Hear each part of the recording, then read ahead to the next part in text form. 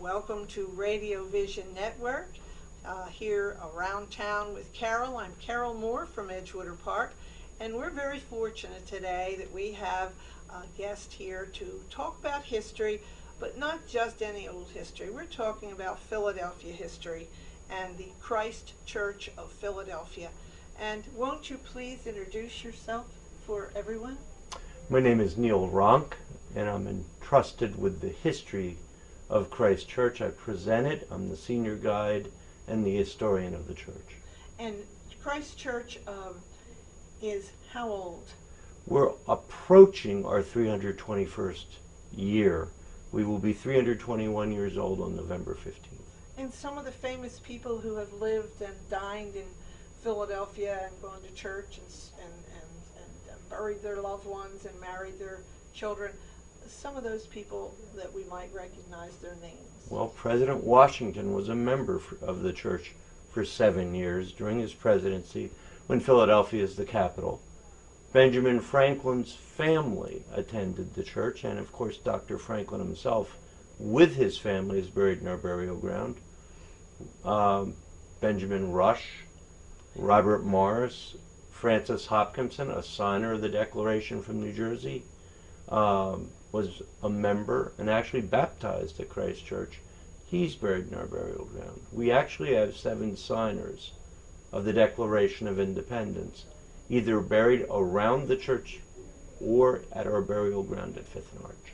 Now, so you're saying that the burial ground is not on the contiguous with the church property? The nearest piece of property we could get in 1719 to expand our burial ground was literally 4 blocks away from where we are. 4 blocks away now. Does it have a designated fence or something? It has a wall, a brick wall that was originally erected in 1769, redone in 1928. But there's an opening in the outer wall, and I think most people know this who visited Old City, Philadelphia. There's an opening in the outer wall that allows people to see Mr. Franklin's grave, day or night. And of course that custom of placing a penny on Mr. Franklin's grave is one of the older Philadelphia traditions. I don't know of that custom. That is something that I being a president of the Ben Franklin Stamp Club and a member of the Franklin Association and doing a Franklin Stamp Club right here on the TV show. Tell me about the penny. What was it supposed to represent? Well, it was originally intended as a sign of deepest respect.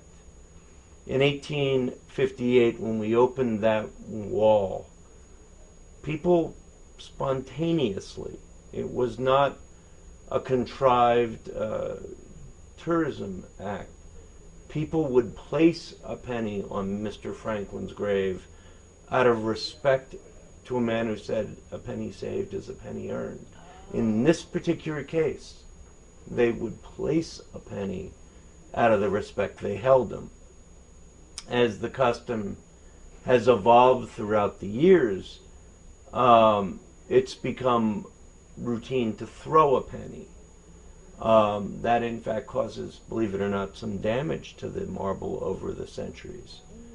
So we're now encouraging people to place it reverently as the custom was originally intended. Is his grave close enough to the wrought iron fence that it divides the brick walls where you can look in at all times? It's almost arm's length. So then you could place it as opposed to... Absolutely.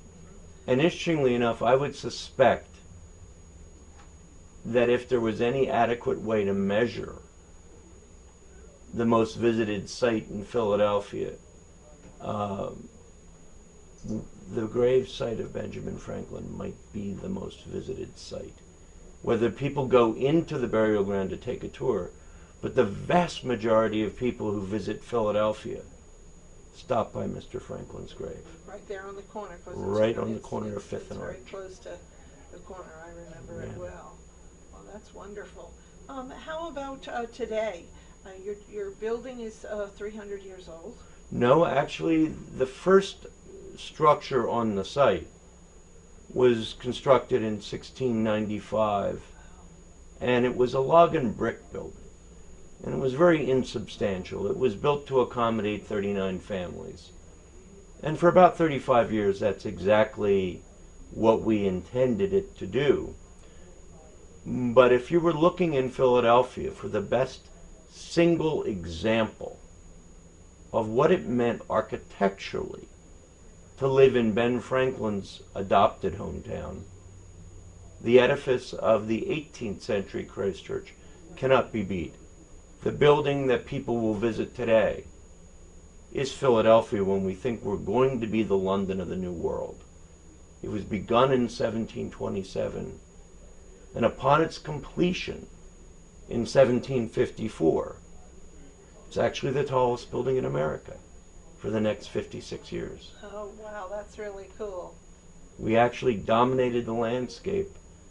Any picture from the New Jersey side of Philadelphia, certainly in the 18th century and even well into the 19th century, had the church steeple as the dominant feature. I think, interestingly enough, we don't lose the height record in the city of Philadelphia for 102 years. Wow. Hold that thought, and we're going to come back after a commercial here at Radio Vision Network, Around Town with Carole. Stay seated. We're going to learn more about this historic church in Philadelphia.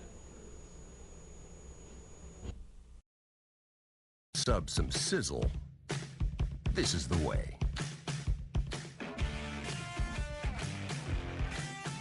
The way it's always been. The way it always should be.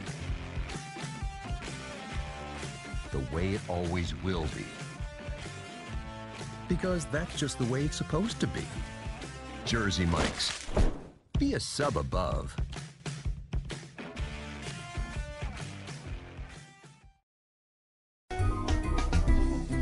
Simply Gents, located in Marlton, New Jersey, takes care of all your grooming needs, including haircuts, straight razor shaves, massages, facials, manicures, pedicures, and waxing.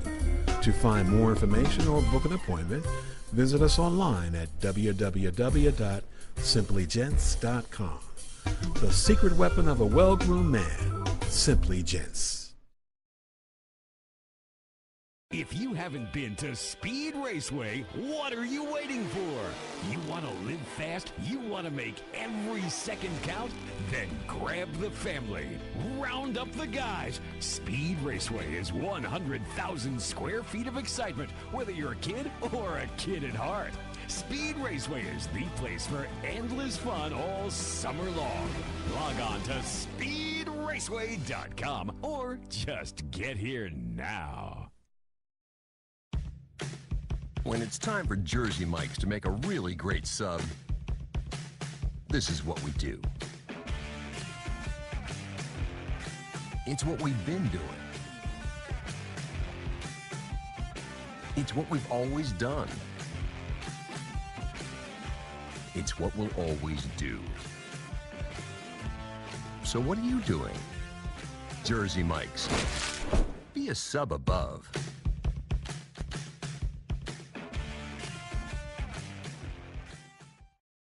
Today's show was brought to you by Alicia Kelly of White Horse RV Center in Williamstown, New Jersey. Alicia is your RV expert. Contact Alicia at whitehorserv.com or give her a call at 856-262-1717, extension 203. When you think of RV, think Alicia Kelly. Today's show has been sponsored by Farmers Insurance in Voorhees, New Jersey. To protect your assets and the people you love, call Mike Skoranek, your local Farmers Insurance agent, at 856-336-2553. We are farmers. Bum, ba-dum, bum, bum, bum, bum. And welcome back to Radio Vision Network. This is Carole Moore with Around Town with Carole, and we are talking history, Philadelphia history. And we're with the Christ Church of Philadelphia. And you started to tell us a little bit more, and I questioned you. You said originally there were 39 families. So tell us about the 39 families that made up the first, the what did you say, log? Well, we are and the brick? first parish of the Church of England in the colony of Pennsylvania, and initially 39 families petitioned Governor William Penn for the establishment of a Church of England parish. First services were conducted November 15th, 1695, and as we were talking, the 39 families represent a cross-section of Philadelphia society at the time, whether they were poor or affluent. But a couple of them have very interesting occupations. Two of the 39 gentlemen officially listed their occupation as pirate, and they would spell it Pyratt. They were not pirates in the traditional sense of the word, but they were privateers, which reminds you that in the late 17th and early 18th century colonial America, smuggling and privateering was an honorable profession. Well, it started out as pirates, and then when they couldn't beat the pirates, they hired the pirates, and they became privateers to do all the smuggling that they were doing anyway when they were on the open seas, which that's wonderful in our history that we're able to transfer from a pirate, meaning P-Y, to privateer. So that's wonderful. And of course, the other 39 families, there were both, as you said, upper class and lower class and middle class, and they all shared this church together. Correct. And then you went on to tell when the next church was built, that the older church was Well, in a removed? sense, the new building, the one that we began in 1727, was built out and over the original church, Oh. almost like a nesting doll or a cocoon. And it is one of the largest buildings built in the 18th century in America.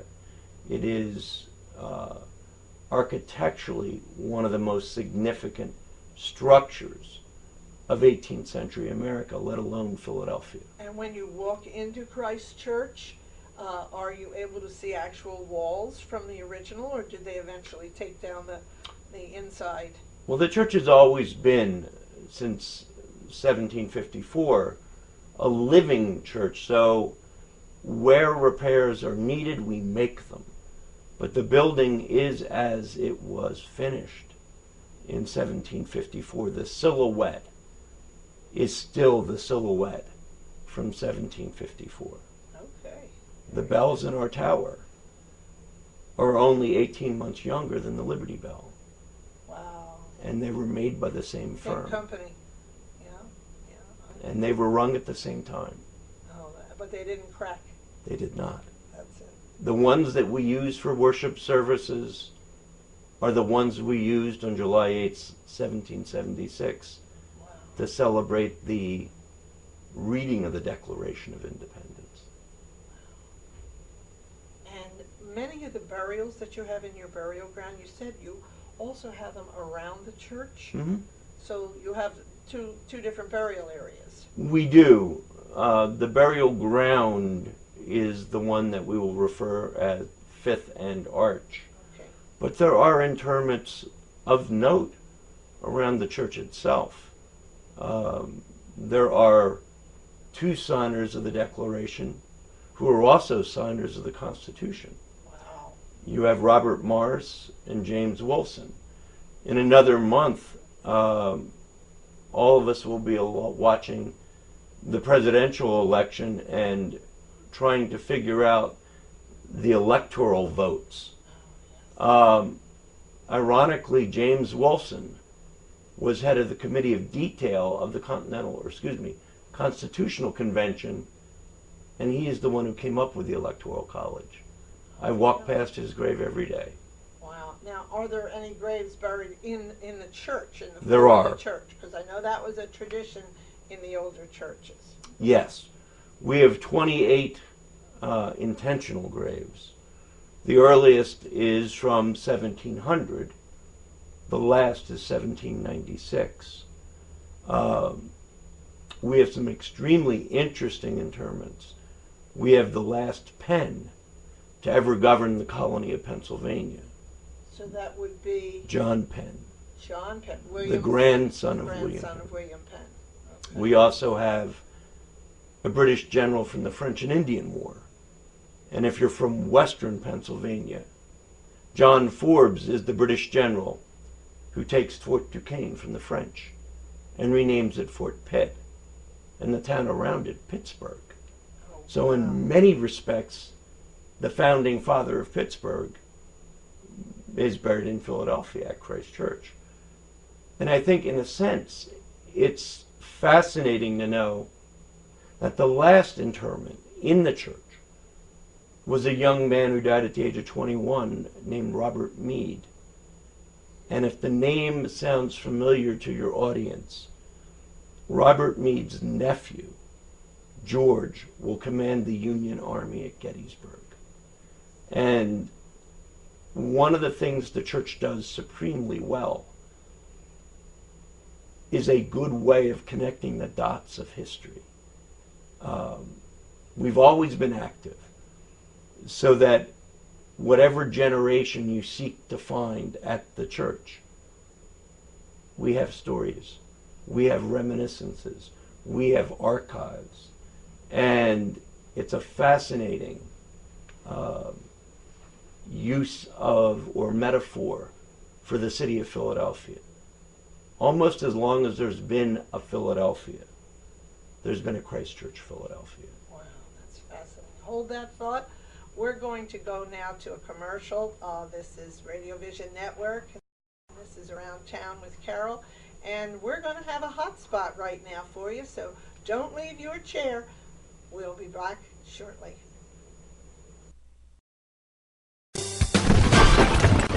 Today's show is sponsored by Hargrove Demolition, your demolition experts. Hargrove is a family-owned and operated business right here in the southern New Jersey area, bringing you 45 years of demolition expertise. Hargrove has all your demolition needs, from emergency demolition service to demolition equipment rental. Hargrove is one of the state-approved recycling facilities right here in the southern New Jersey area. No job is too big or too small for Hargrove Demolition. Contact them today at one of their 3 locations. When it's time for Jersey Mike's to give a sub some sizzle, this is the way. The way it's always been. The way it always should be.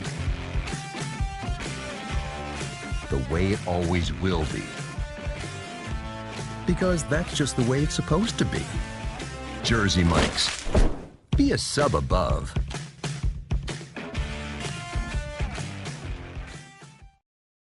If you haven't been to Speed Raceway, what are you waiting for? You want to live fast? You want to make every second count? Then grab the family. Round up the guys. Speed Raceway is 100,000 square feet of excitement, whether you're a kid or a kid at heart. Speed Raceway is the place for endless fun all summer long. Log on to speedraceway.com or just get here now. When we make Beyond Natural dry dog and cat foods, we start with real meat as the first ingredient. We leave out corn, wheat, and soy.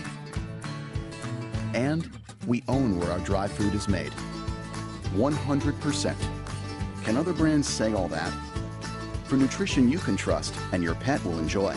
Does your food go beyond? Learn more at purinabeyond.com.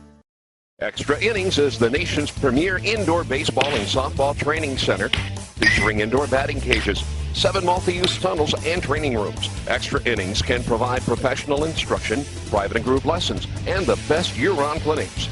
Along with a nationally recognized pro shop that features the latest and widest selection of equipment and apparel, our experienced staff can provide you with the right instruction and help you find the best equipment for your ability and budget.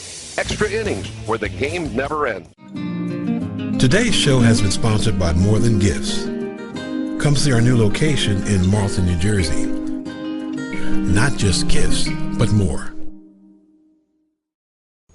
And welcome back to Radio Vision Network.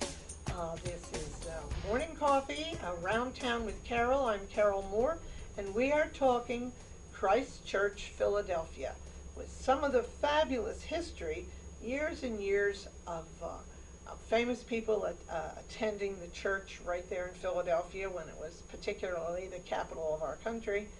And we're going to go on and talk a little bit more. Go ahead and tell us about some more about the church and the artifacts. Well, one of the things that we can mention, and I think most people ask about it, because it is the oldest thing that we possess. We have a 600, or at least it's thought to be within that realm, a 600-year-old baptismal font. It is a gift from All Hallows by the Tower Parish in London, because William Penn had been baptized at it as an infant in London. He was baptized Church of England. At the age of 23, he'll become a Quaker.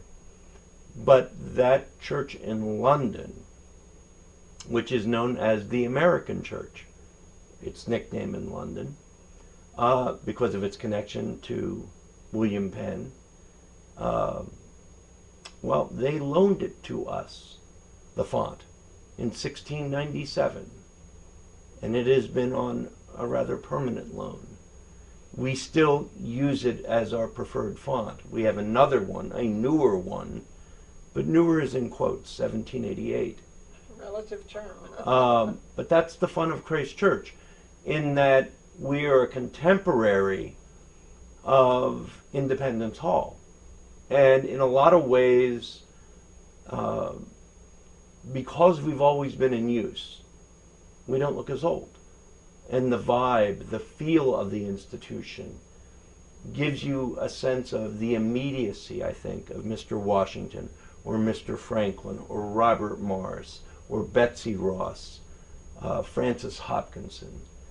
And the issues that animate American life actually feel more immediate and less insolvable when you have generations ahead of you and you know that they met their challenges. And you don't think of the church when you walk in, at least I don't, as an old church.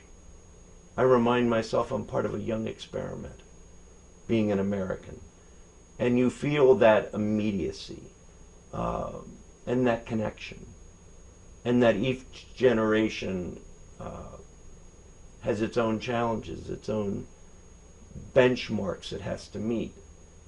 And walking or being able to sit in the location where George Washington sat, you don't think anything's insolvable. And was truly, were the pews assigned so you know which one? Because I know I visited churches around the world, and many had actually paid pew rental. Is that the case here? That was the case at Christ Church up until the turn of the 20th century. So if somebody were to ask, how do you know Mr. Franklin or Robert Morris or George Washington had a particular pew? The pews themselves are not original. And to be frank, they don't look completely like the originals. Only Mr. Washington's looks close to the original. But almost all the membership would have rented their pews as their pledges. There were pews left open for the poor. And so there were seating made and accommodations made for those who could not rent a pew. The irony, of course, is that for about 50 years in the 18th century, we had a major ministry to the African community of Philadelphia, and they were principally slaves. They would have stood in the doorways, in the church, but they would have stood throughout the service, we believe. But it is a very poignant aspect to be able to see the baptisms of 18th century Christ Church and the numbers of slaves that are included within the pages. And to know that a complex subject was seen as a rather matter-of-fact course. And there is a balcony, or no, there is no? There is balconies, but those seats were rented as well. I know in some churches the balconies were used for the slaves. Right. We would have said to you 20 years ago, and I've been on the staff of Christ Church for 25 years, we just assumed that the balconies were for the Africans. That appears not to be the case. That the pews were upstairs as well as downstairs rented or pew purchased. But there were, as I said, the idea was that this was your tithe. This was your pledge. And there were allowances for the poor. And you're open every single day, or by reservation, or just Sundays? The tourism program runs pretty much throughout the year. In January and in February, at the church itself, we will be closed Mondays and Tuesdays. But I understand something's coming up in November. Tell us quickly about that before we head out. Well, we have an exciting book launch on November 12th at 2 o'clock. It is, the book is called Pure Heart. And it's the story of the rector of Christ Church, Benjamin Dorr, and his son, William Dorr, a Union Army officer. And that's November 12th? Yes. At what time again? 2 o'clock. All righty. There's your clue, everybody. Be to Christ Church in Philadelphia, November 12th at 2 p.m., and you will learn all about the rector of this church and his family during the time period. And that's it for today on Radio Vision Network, Around Town with Carole. Try to get into Philadelphia, to go to Christ Church, Philadelphia, historic place. Don't forget, walk past the grave of Benjamin Franklin and place a penny. Penny saved, a penny earned. Did I say it right? We also do tours of the burial ground. There you go. So check out Christ Church in Philadelphia, and we'll see you next time on Radio Vision Network, Around Town with Carole.